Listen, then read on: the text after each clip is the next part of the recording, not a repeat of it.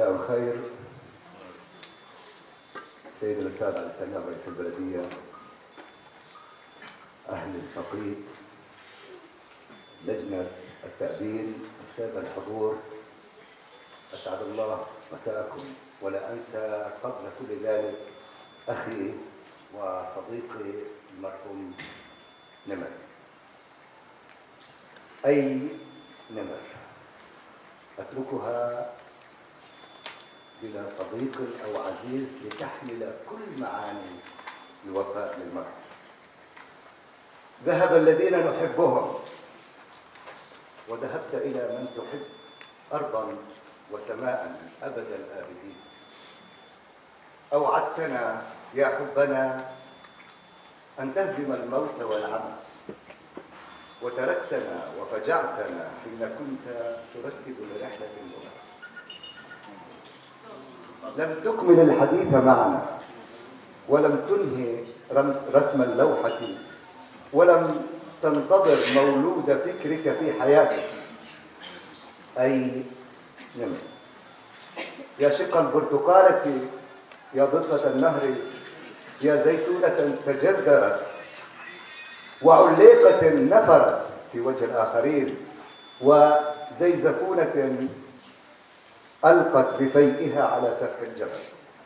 في حضرة غيابك يغيب الكلام ويرتج اللسان، وتتزاحم الذكريات تترى، وتتسابق الدمعات حيرة، يا جسرنا الممتد فينا بين الكرمل والقرنطن، ومن الخليل إلى الجليل. أحباء نمر، لا تقولوا نمر الرحل، فمن اقترن اسمه وفعله بهذه الأرض لن يرحل عنها بل يذهب إليه. ومن صارع الموت وسابق الزمن ليلم الذاكرة الشاردة ويجمع المنشور أو المنثور من التاريخ لينقشه بعد المحو على صدر الزمن لم يرحل. ومن قارع السجان وانتزع من براثينه ذاكرة وشظايا وطن ليبني عشا لزغب الحواصل في زمن لا ماء ولا شجر لم يرحل. ومن جعل رحيل مطلق عودة للروح وضجة موته صرخة وولادة لن يرحل. ومن غزل خيوط الصباط لتسير عليه الأجيال، ومن سار في ركب اتحاد الكتاب وجاب الآفاق بحثا عن صورة شبل وتصويرة زهرة ونشيد كشفي لن يرحل. أي نمر.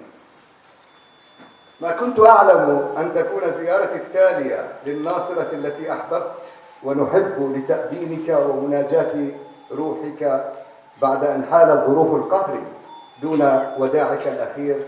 وما كنت أعلم حين التقينا بصحبة الأخت الأديبة إيمان مساروة في مكتبك ومنزلك أن نلقاك اللقاء الأخير، كنت تودعنا وتودع الناصرة الناظرة حين صعدنا معا إلى قمتها وسهرنا وتجاذبنا أطراف الحديث وهم الوطن. أحباء نمر، جئنا إليكم باسم المؤسسات الوطنية الفلسطينية لا لنعزي في الراحل الحبيب، بل لنقاسمكم ألم الفراق وفداحة الفقر. جئنا لكم بعد أن جاء المرحوم وجاب كل هذه المؤسسات من الشمال إلى الجنوب، فعرفناه أخا وأبا وصديقا وقائدا ورفيقا. عرفنا فيه إصراره على وحدة الهم والجرح، عرفنا حرصه على توثيق نضال هذا الشعب من خلال حركتنا الكشفية الرائدة التي سبقت كثيرا من الحركات في البلدان الأخرى. وليس من المبالغة القول إن ما قام به المرحوم يفوق ويتفوق على ما تقوم به مؤسسات بأكمله. وإن وفاءنا له وللوطن وللتاريخ أن نسارع في إكمال مشواره وبناء ما أرسى أساسه